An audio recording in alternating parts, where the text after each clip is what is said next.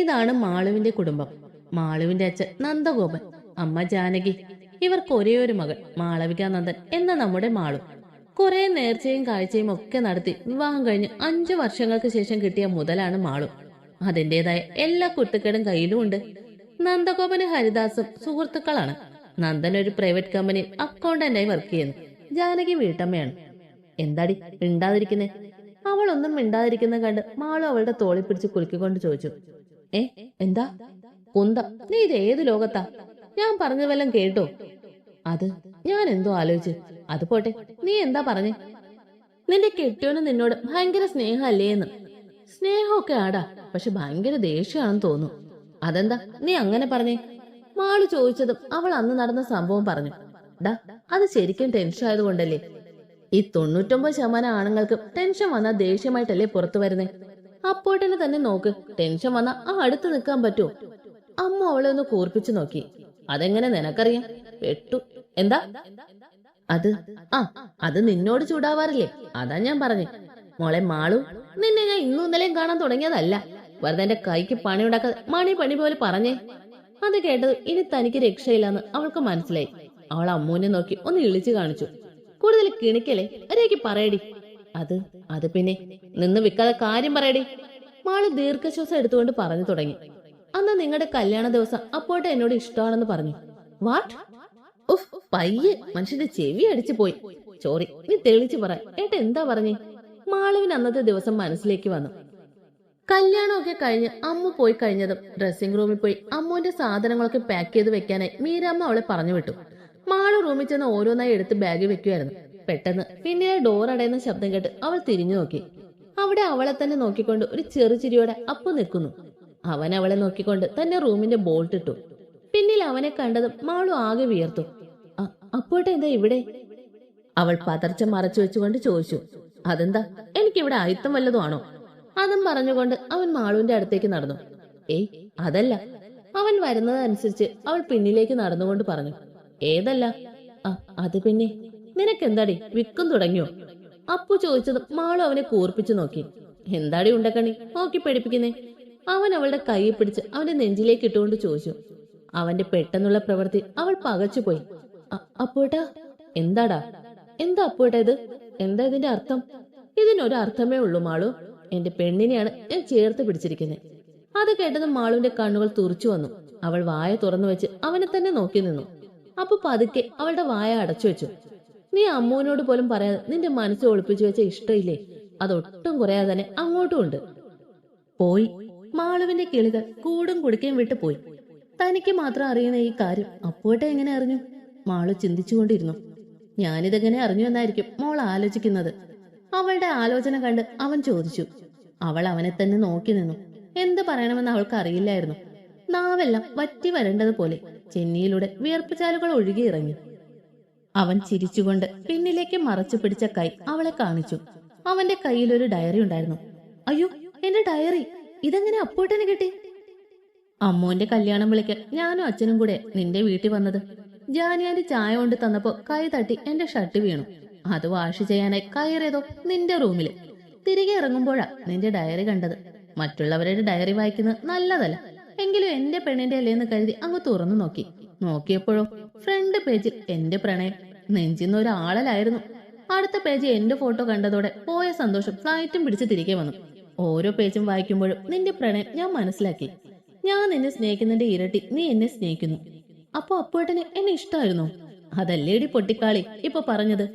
മാളുവിന്റെ മുഖം സന്തോഷം കൊണ്ട് വിടർന്നു. എന്നിട്ടെന്താ എന്നോട് നേരത്തെ പറയാഞ്ഞേ? മാളു ഒരു പരിഭവത്തോട് ചോദിച്ചു. നീ പഠിക്കുവല്ലേ, നിന്റെ കോഴ്സ് കഴിഞ്ഞ് വീട്ടിൽ വന്ന് ചോദിക്കാന്ന് കരുതി. പിന്നെ എന്തേ ഇപ്പൊ പറഞ്ഞേ? അതോ, നീ അമ്മുവിനോട് പോലും ഈ കാര്യം പറയാത്തത് എന്റെ ഇഷ്ടം അറിയാത്തത് കൊണ്ടല്ലേ? അവൾ അറിയാത്ത ഒരു രഹസ്യവും നിനക്കില്ലാന്ന് എനിക്കറിയാം.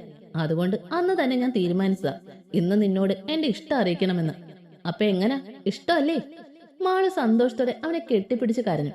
ഞാൻ കരുതി അപ്പോഴും എന്നെ ഇഷ്ടമല്ലാന്ന്, അതാ എന്റെ ഇഷ്ടം ഞാൻ പറയാഞ്ഞേ. അവൾ കരഞ്ഞുകൊണ്ട് പറഞ്ഞു. സാരമില്ലടാ, ഇപ്പൊ എല്ലാം ശരിയായില്ലേ? അവൻ അവളുടെ മുഖം ഉയർത്തിക്കൊണ്ട് ചോദിച്ചു. അവൾ ചിരിച്ചുകൊണ്ട് തലകുലുക്കി. കുറച്ചു സമയം രണ്ടുപേരും പരസ്പരം നോക്കി നിന്നു. അവന്റെ കണ്ണുകൾ അവളുടെ മുഖം മുഴുവൻ ഓടി നടന്നു. ഒടുവിൽ അവളുടെ ചെഞ്ചുണ്ടിലേക്ക് അവന്റെ കണ്ണുകൾ എത്തി നിന്നു.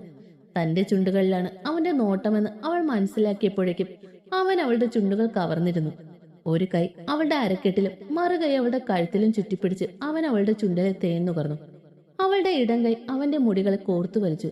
കുറച്ചു നിമിഷങ്ങൾക്ക് ശേഷം അവൻ അവളിൽ നിന്നും അടർന്നു മാറി. അപ്പോഴേക്കും അവൾ തളർന്നിരുന്നു. അവന്റെ നെഞ്ചി ചേർന്ന് നിന്ന് അവൾ കിതപ്പടക്കി. അവൻ അവളെ ചേർത്ത് പിടിച്ചു. എന്റെ കൊച്ചു തളർന്നോ? കുറച്ചു നിമിഷത്തിന് ശേഷം അവൻ അവളോട് ചോദിച്ചു. നെഞ്ചിലൊരു കടി കൊടുത്താണ് അവൾ പ്രതികരിച്ചത്. ഔ, എന്തടി കുരിപ്പെ, കടിച്ചു പറിച്ചല്ലോ, അപ്പു ചെറു ചിരിയോടെ പറഞ്ഞു. അവൾ അവന്റെ നെഞ്ചിൽ തന്നെ മുഖം ഒളിപ്പിച്ചു. അതെ, നമുക്ക് പോണ്ടേ, അവരൊക്കെ അവിടെ അന്വേഷിക്കും. കുറച്ചു സമയത്തിന് ശേഷം അപ്പു പറഞ്ഞു. അവളൊന്ന് മൂളിയതേ ഉള്ളൂ. എന്നിട്ട് അവർ രണ്ടുപേരും കൂടി സാധനങ്ങളും എടുത്ത് താഴേക്ക് പോയി. എല്ലാം കേട്ട് അമ്മുവിന്റെ കിളികൾ കണ്ടം വഴി ഓടി. ഒന്നും മിണ്ടാതെ നോക്കിയിരിക്കുന്ന അമ്മുവിനെ മാളു തട്ടി വിളിച്ചു. അമ്മു, ഡി അമ്മു, വെള്ളം വെള്ളം. മാളു ജഗ്ഗിലിരുന്ന വെള്ളം എടുത്തു കൊടുത്തു. അമ്മു അത് മടമടാന്ന് കുടിച്ചു. ശരിക്കും ഏട്ടൻ നിന്നെ കിസിയോടി? കുറച്ചു കഴിഞ്ഞ് അമ്മു മാളുവിനോട് ചോദിച്ചു. അതല്ലേടി പോത്തെ ഞാൻ മലയാളത്തിൽ പറഞ്ഞേ. ദൈവമേ, അപ്പൊ എന്റെ അപ്പോട്ട് ഒരു ഉമ്മച്ചനായിരുന്നോ? അതേടി, ഇഷ്ടം പറഞ്ഞപ്പോ ഇതാ അവസ്ഥയെങ്കിൽ കെട്ടിക്കഴിഞ്ഞ എന്റെ അവസ്ഥ എന്താകോ എന്തോ. അതും പറഞ്ഞ് രണ്ടുപേരും കൂടി പൊട്ടിച്ചിരിച്ചു. നീ വാ, നമുക്ക് താഴേക്ക് പോവാ, നിന്റെ കണവ അവിടെ നിന്നെ കാത്തിരിക്കുന്നുണ്ടാവും. അമ്മ ഒന്ന് പുഞ്ചിരിച്ചുകൊണ്ട് എഴുന്നേറ്റു. അവർ താഴേക്ക് ചെന്നപ്പോ വിവി എല്ലാവരോടും സംസാരിച്ചിരിക്കുകയായിരുന്നു. അമ്മ അവർക്കൊപ്പം കുറച്ചു നേരം സംസാരിച്ചിരുന്നു. പിന്നീട് ഭക്ഷണം എല്ലാം കഴിഞ്ഞ് അവർ തിരികെ പോയി. പിറ്റേന്ന് രാവിലെ അവർ വിവിയുടെ വീട്ടിലേക്ക് തിരികെ പോയി. ദിവസങ്ങൾ കഴിഞ്ഞു പോയി. വിവി ബാംഗ്ലൂരിലേക്ക് തിരികെ പോയി. വീട്ടിലിരുന്ന് ബോറടിക്കേണ്ടെന്ന് കരുതി അമ്മ ബാങ്ക് കോച്ചിങ്ങിന് ചേർന്നു. ആദ്യമൊക്കെ അവൻ എന്നും വിളിച്ച് കുശലാന്വേഷണങ്ങൾ നടത്തുമെങ്കിലും പിന്നെ പിന്നെ വിളികൾ കുറഞ്ഞു. വിവി ബാംഗ്ലൂരിൽ പോയിട്ട് ഏകദേശം 1 മാസമാകുന്നു. ഇതിനിടെ വീട്ടിൽ ദിവസവും വിളിച്ച് സംസാരിക്കുമെങ്കിലും അവൻ അമ്മുവിനെ വിളിക്കാറില്ലായിരുന്നു. അവൾ അങ്ങോട്ട് വിളിച്ച് ഫോൺ എടുത്ത് വഴക്കു പറയും. പിന്നെ പിന്നെ വിളിക്കാതെ. അവളുടെ വീട്ടിൽ പോലും അവൻ വിളിച്ച് എല്ലാവരോടും സംസാരിക്കുമെന്ന് ഏട്ടൻ വിളിച്ചപ്പോഴാണ് അറിയുന്നത്. തന്നെ മാത്രമാണ് വിളിക്കാത്തത്. അമ്മുവിന് വല്ലാത്ത സങ്കടം തോന്നിയെങ്കിലും അവൾ ആരോടും ഒന്നും പറഞ്ഞില്ല. അമ്മ ചോദിച്ചാൽ വിളിച്ചു എന്ന് തന്നെ പറയും. മാളുവിനോട് പോലും പറഞ്ഞില്ല. അവൾ അറിഞ്ഞാൽ ഏട്ടൻ അറിയും. അതുകൊണ്ട് ആരോടും ഒന്നും പറഞ്ഞില്ല. അങ്ങനെയിരിക്കെ ഡിഗ്രി റിസൾട്ട് വന്നു. അമ്മുവിന് 3rd റാങ്കും മാളുവിന് 1st ക്ലാസ്സും ഉണ്ട്. അത് പറയാനായി അമ്മു വിവിയെ വിളിച്ചു. 3-4 വട്ടം വിളിച്ചപ്പോ അവൻ ഫോൺ എടുത്തു. എന്താടി, നിന്നോട് പലവട്ടം പറഞ്ഞിട്ടില്ലേടി എന്നെ ഇങ്ങനെ വിളിച്ച് ശല്യം ചെയ്യരുതെന്ന്? ഞാൻ ഇവിടെ നിന്നെ പോലെ വെറുതെ ഇരിക്കുവല്ല, എനിക്കിവിടെ ജോലിയുണ്ട്. ഫോൺ എടുത്ത പാടെ അവൻ അവളുടെ നേരെ ദേഷ്യത്തോടെ പറഞ്ഞു. വിവേട്ടാ, ഞാൻ അത് എന്താടി കിടന്ന് വിൽക്കുന്നേ? വല്ലതും പറയാനോടെ പെട്ടെന്ന് പറഞ്ഞിട്ട് പോടി. അത് ഏട്ടാ, എന്റെ റിസൾട്ട് വന്നു, 3rd റാങ്ക് ഉണ്ട്. ഇത് പറയാനാണോ നീ വിളിച്ചത്? അതെ. അമ്മ കരച്ചിലിന്റെ വക്കോളം എത്തിയിരുന്നു. വച്ചിട്ട് പോടി, ഓരോ ശല്യങ്ങള്. അതും പറഞ്ഞ് വിവി ഫോൺ കട്ട് ചെയ്തു. ഇപ്പുറത്തമ്മ കരഞ്ഞു പോയി. താൻ എന്ത് തെറ്റാണ് ചെയ്തത്? തന്നോട് എന്താ ഇങ്ങനെ? കല്യാണം കഴിഞ്ഞപ്പോ മുതൽ ഈ അകൽച്ച ഉണ്ടായിരുന്നതാ. ഇപ്പൊ പിന്നെ ഈ അവസ്ഥയെ തന്നെ മനഃപൂർവ്വം ഒഴിവാക്കുന്നത് പോലെ. എന്ത് ചെയ്താലും കുറ്റം, എപ്പോഴും വഴക്ക് മാത്രം. കാര്യം എന്താന്ന് പോലും പറയില്ല. താലി കെട്ടി അന്ന് മുതൽ സ്നേഹിക്കാനേ ശ്രമിച്ചിട്ടുള്ളൂ. എന്നിട്ട് എന്നോട് എന്താ ഇങ്ങനെ? അവൾ സ്വയം പറഞ്ഞു കരഞ്ഞു. ആരോടും ഒന്നും പറയാൻ പോലും കഴിയാതെ അവൾ വീർപ്പ് മുട്ടി. ദിവസങ്ങൾ പിന്നെയും ഓടി മറഞ്ഞു. അമ്മു ഡിസ്റ്റന്റ് ആയിട്ട് MBA ചെയ്യാൻ തീരുമാനിച്ചു. അതോടൊപ്പം ടെക്നോ പാർക്കിൽ ജോലിയും കിട്ടി. ദേവിയമ്മയോട് പറഞ്ഞ് വിവേകിന്റെ സമ്മതവും വാങ്ങി. അങ്ങനെ അവൾ ജോലിക്ക് പോയി തുടങ്ങി. അമ്മുവിന് അവിടെ അക്കൗണ്ട് സെക്ഷനിലാണ് ജോലി കിട്ടിയത്. മാളുവിന് അവിടെ തന്നെ ജോലി ശരിയായി. രാവിലെ 7 തൊട്ട് വൈകിട്ട് 3 വരെയാണ് ജോബ് ടൈം. ഇന്ന് അവർ ജോലിക്ക് കയറിയിട്ട് ഒരാഴ്ചയാകുന്നു. ഓഫീസിൽ വെച്ച് അവർക്ക് കിട്ടിയ കൂട്ടുകാരിയാണ് അലീന എന്ന ലീന. വിവേകിന്റെ പെരുമാറ്റം ഒഴിച്ചാൽ ബാക്കിയെല്ലാം സ്മൂത്ത് ആയിട്ട് തന്നെയാണ് പോകുന്നത്. എന്തുകൊണ്ട് വിവേക് ഇങ്ങനെ പെരുമാറുന്നു എന്ന് മാത്രം അമ്മുവിന് മനസ്സിലായില്ല. തന്റെ വീട്ടുകാരോട് പോലെ സ്നേഹത്തോടെ പെരുമാറുന്ന ആളാണ് തന്നോടൊരു ശത്രുവിനോട് എന്ന പോലെ പെരുമാറുന്നത്. ഓർക്കും തോറും അവൾക്ക് ഭ്രാന്ത് പിടിക്കുന്നത് പോലെ തോന്നി.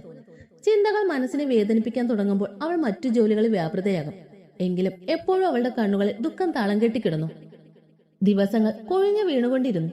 ഓരോ ദിവസവും വിവേകിന്റെ അവഗണന കൂടുന്നതല്ലാതെ വേറെ ഒരു മാറ്റവും ഇല്ല. അവൻ അവളെ വിളിക്കാറുകൂടെയില്ല. അവൾ അങ്ങോട്ട് വിളിച്ചാൽ ദേഷ്യപ്പെടും. എന്നും ഇങ്ങനെ ആയപ്പോൾ അവളും വിളിക്കാതെയായി.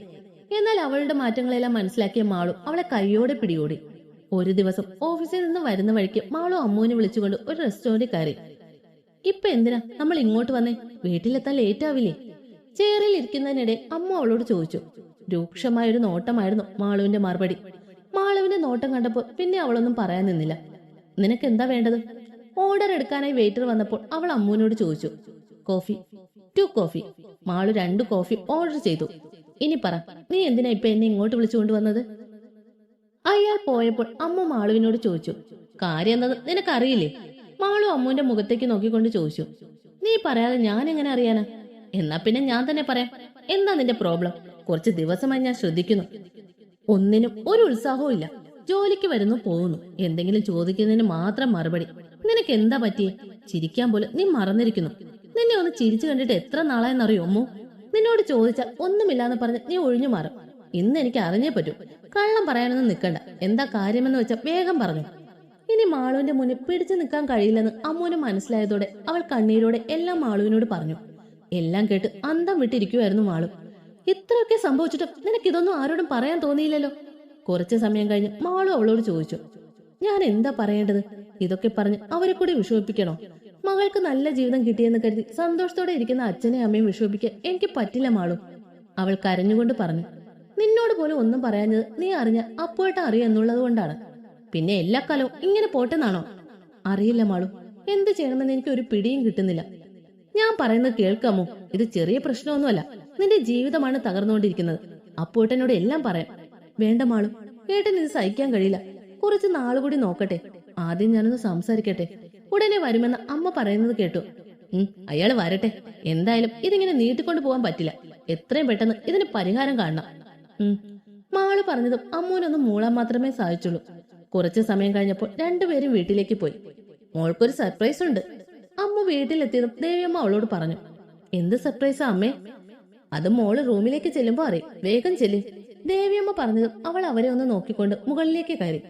അവൾ റൂമിലേക്ക് കയറുന്നു. വാഷ്റൂമിന്റെ ഡോർ തുറന്ന് വിവേക് ഇറങ്ങിയതും ഒരുമിച്ചായിരുന്നു. അവനെ കണ്ടതും അവളൊന്ന് ഞെട്ടി. അവനെ അവൾ അവിടെ തീരെ പ്രതീക്ഷിച്ചില്ലായിരുന്നു. ആദ്യത്തെ ഞെട്ടൽ മാറിയതും അവൾ അവനെ നോക്കിയൊന്ന് പുഞ്ചിരിച്ചു. എന്നാൽ അവന് പ്രത്യേകിച്ച് ഭാവമാറ്റം ഒന്നും കണ്ടില്ല. തന്നെ കണ്ടിട്ടും ആ മുഖത്ത് യാതൊരു സന്തോഷവും തോന്നാത്തതും അവൾ ശ്രദ്ധിച്ചു. എത്രയും പെട്ടെന്ന് അവനോട് സംസാരിക്കണമെന്ന് അവൾ തീരുമാനിച്ചു. വിവേട്ട എപ്പോഴാ വന്നേ? വരുന്ന വിവരമൊന്നും പറഞ്ഞില്ലായിരുന്നല്ലോ. അത് പെട്ടെന്നാ ലീവ് കിട്ടിയത്, അതുകൊണ്ട് ആരോടും പറഞ്ഞില്ല. ഞാനൊന്ന് ഫ്രഷ് ആയിട്ട് വരാം. ഏട്ടൻ താഴേക്ക് പോവുകയാണോ? അതെ. ശരി, എന്നാ ഏട്ടൻ പൊയ്ക്കോ. അതും പറഞ്ഞ് അമ്മ മാറാനുള്ള ഡ്രസ്സും എടുത്ത് വാഷ്റൂമിലേക്ക് കയറി. അവൻ അവൾ പോയ വഴി ഒന്ന് നോക്കി നിന്നിട്ട് താഴേക്ക് പോയി. അവൻ താഴേക്ക് ഇറങ്ങി ചെന്നത് ദേവിയമ്മ അവന് കുടിക്കാൻ ചായ എടുത്തു കൊടുത്തു. ഫ്രഷായി ഇറങ്ങി വന്ന അമ്മ ഫോൺ എടുത്ത് മാളുവിനെ വിളിച്ചു. ഹലോ ഡാ, വിവേട്ടൻ വന്നു. എന്താ ഡി പൊട്ടി, എന്റെ കെട്ടിയോ വിവേക് വന്നൂന്ന്. എന്താടി പെട്ടെന്ന്? നീ ഇന്ന് വരുന്ന കാര്യമൊന്നും പറഞ്ഞില്ലല്ലോ. അതിന് ഞാൻ പോലും അറിഞ്ഞില്ല. വീട്ടിൽ വന്നപ്പോഴാ ഞാൻ അറിയുന്നത്. എന്തായാലും വന്നല്ലോ. ഇനി നീ വെച്ച് താമസിപ്പിക്കണ്ട. ഇന്ന് തന്നെ നീ സംസാരിക്കണം, കേട്ടല്ലോ? അത് ഞാൻ തീരുമാനിച്ചതാ. ഇന്ന് തന്നെ സംസാരിക്കാം. മിണ്ടാതിരുന്നാ ഇങ്ങനെ തന്നെ പോകും. എന്തായാലും ഇതിനൊരു പരിഹാരം കാണണം. നീ സംസാരിച്ചിട്ട് എന്നെ വിളിക്ക്. ശരി, ഞാൻ താഴേക്ക് ചെല്ലട്ടെ. ശരി. ഫോൺ വെച്ചിട്ട് അമ്മ തലയിൽ ചുറ്റിയിരുന്ന ടവൽ സ്റ്റാൻഡിലേക്ക് ഇട്ടു. എന്നിട്ട് കുറച്ചു നേരം കണ്ണാടിയിൽ നോക്കി നിന്നു. സംസാരിക്കണം ഇന്ന് തന്നെ, അവളുടെ മനസ്സ് പറഞ്ഞു. കുറച്ചു കഴിഞ്ഞതും അമ്മ താഴേക്ക് ഇറങ്ങി വന്നു. അമ്മ വന്ന് ചായ എടുത്ത് കുടിക്കാൻ തുടങ്ങിയതും ബിബി അവളുടെ തോളിലൂടെ കൈയിട്ട് അവനോട് ചേർത്ത് പിടിച്ചു. ഒരു നിമിഷം കൊണ്ട് അമ്മുവിന്റെ കയ്യിലെ ചായക്കപ്പ് താഴെ വീണ് ചിതറി. എന്താ സംഭവിച്ചെന്ന് ചിന്തിച്ചെടുക്കും മുമ്പേ കവളിൽ ഒരു കിസ്സും കിട്ടി. കവളെ കൈയും വെച്ച് നേരെ നോക്കിയതും ദേവിയമ്മ ചിരിച്ചുകൊണ്ട് അകത്തേക്ക് പോകുന്നതാണ് കണ്ടത്. അവൾ ഞെട്ടിക്കൊണ്ട് തിരിഞ്ഞു നോക്കിയതും ആടെ കിടന്നിടത്ത് പൂട പോലുമില്ല. ഇതെവിടെ പോയി? അവൾ ചുറ്റിനും നോക്കി. വിവേകിന്റെ പൊടി പോലും അവിടെ കണ്ടില്ല. ശേ, അമ്മ കണ്ടുവെന്ന് തോന്നുന്നു. നാണക്കേടായി. എന്നാലും വിവേകിന് എന്ത് പറ്റി? ഇനി എനിക്ക് തോന്നിയതാണോ? ആ ചൂട് ഇപ്പോഴും എന്റെ കവളി തങ്ങി നിൽപ്പുണ്ട്. അവൾ കവളി കൈവച്ചുകൊണ്ട് പിറുപിറുത്തു. അപ്പോഴാണ് അവൾ താഴെ പൊട്ടിക്കിടക്കുന്ന കപ്പിന്റെ ചില്ലുകൾ കണ്ടത്. അവൾ കുനിഞ്ഞിരുന്ന് അതെടുക്കാൻ തുടങ്ങി. അപ്പോഴും അവളുടെ ചുണ്ടിൽ ഒരു പുഞ്ചിരി തങ്ങി നിൽക്കുന്നുണ്ടായിരുന്നു. അതേസമയം പുറത്തു നിന്ന് അവളെ നോക്കി അവന്റെ ചുണ്ടിൽ ഒരു ചിരി ഉണ്ടായിരുന്നു.